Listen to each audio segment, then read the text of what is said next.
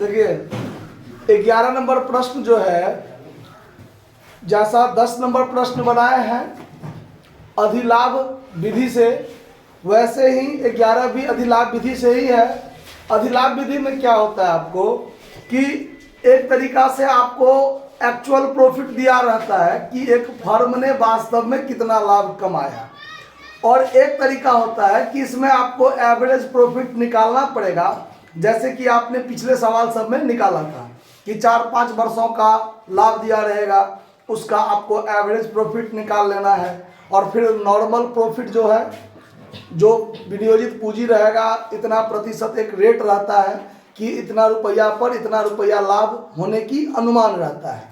तो या तो एक्चुअल प्रॉफिट दिया रहेगा या फिर एवरेज प्रॉफिट आपको निकालना पड़ेगा जब आपको सुपर प्रॉफिट मेथड से सवाल कहेगा बनाने तब।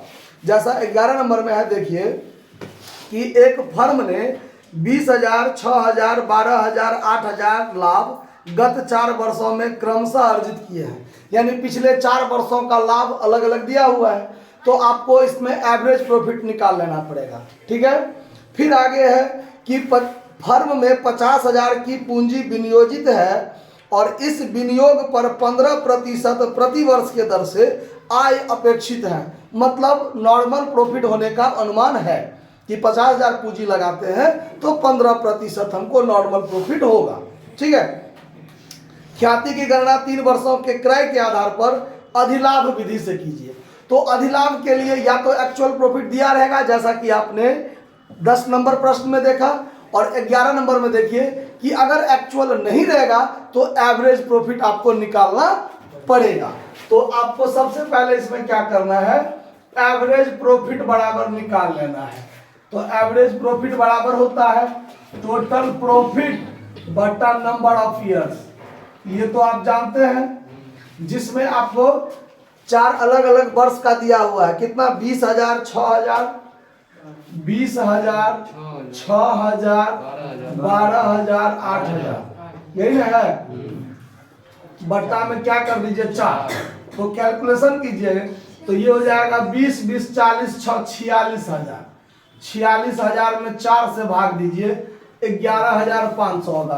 तो ये आपको एवरेज प्रॉफिट हो गया जो आपको निकालना पड़ा है। और 10 नंबर सवाल में ये प्रॉफिट एक्चुअल रूप से दिया हुआ था, दिया था ना, तो या तो एक्चुअल रहेगा दिया हुआ या फिर एवरेज प्रॉफिट आपको निकालना पड़ेगा जब आपको सुपर प्रॉफिट मेथड से गुडविल निकालना होगा तब। अब ये हो गया एवरेज प्रॉफिट। अब दूसरा निकालना पड़ेगा आपको नॉर्मल प्रॉफिट।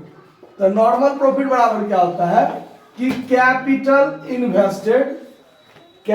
इन्वेस्टेड गुने नॉर्मल रेट, जो प्रतिशत के आधार पर रहेगा, बटा 100। तो इसमें 50,000 कैपिटल इन्वेस्टेड है और 15% अनुमानित है लाभ। काट दीजिए, 15% निकाल दीजिए, तो 7,500 हो गया आपको नॉर्मल प्रॉफिट। ठीक है। यानी उसी टाइप के व्यवसाय का नॉर्मल प्रॉफिट जो है वो 7500 होना चाहिए, जबकि उसका जो एवरेज प्रॉफिट हुआ वर्तमान साल का वो 11,500 हुआ। तो नॉर्मल से ज्यादा हो गया, नॉर्मल प्रॉफिट से ज्यादा हुआ। तो यहां पर आपको निकालना पड़ेगा सुपर प्रॉफिट। सुपर प्रॉफिट बराबर होता है एवरेज प्रॉफिट या फिर एक्चुअल प्रॉफिट जो दिया है minus normal profit, minus normal profit. तो यहां पर एवरेज प्रॉफिट जो होगा वो 11,500 है और नॉर्मल प्रॉफिट 7,500 है। तो आपका सुपर प्रॉफिट कितना हो गया? 4,000। अब आपको लगाना है गुडविल बराबर जो सुपर प्रॉफिट गुने number of years purchase, number of years purchase. ये आपको दिया हुआ है। सुपर प्रॉफिट 4,000 और नंबर ऑफ ईयर्स परचेज कितना है? 3। तो 3 से गुना कर दीजिए, 12,000 आपका क्या हो गया? गुडविल हो गया। समझ में आ रहा है बात? कोई दिक्कत समझने में? नोट कर लीजिए।